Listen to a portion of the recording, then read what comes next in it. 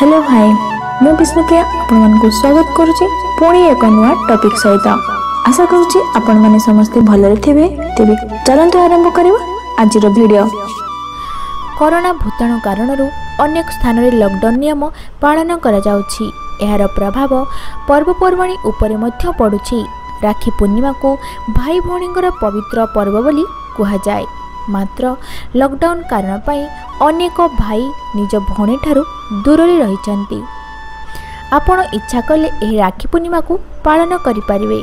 चलित वर्ष राखी पूर्णिमा अगस्त 3 रे पडुछि।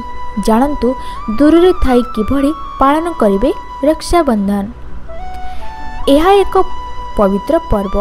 एथिरे भाई हाथ रे भौणी राखी बांधती, भाई को दीर्घायुर प्रार्थना करती।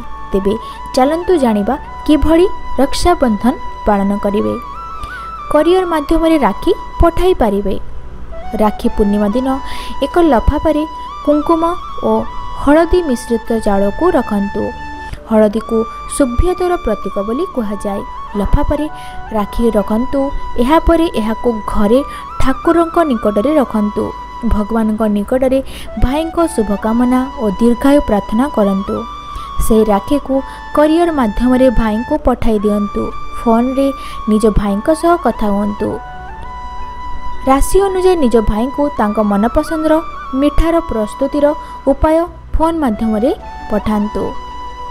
तो फ्रेंड्स जानिले तो लॉकडाउन रे किभଳି पालन करिवे रक्षाबंधन।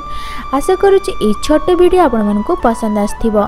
जदि पसंद आस्थिबो तले वीडियो को लाइक करंतु, शेयर करंतु और आम चैनल सहित जोड़ी रहया पे आम चैनल को सब्सक्राइब कर दियंतु। Thank you friends.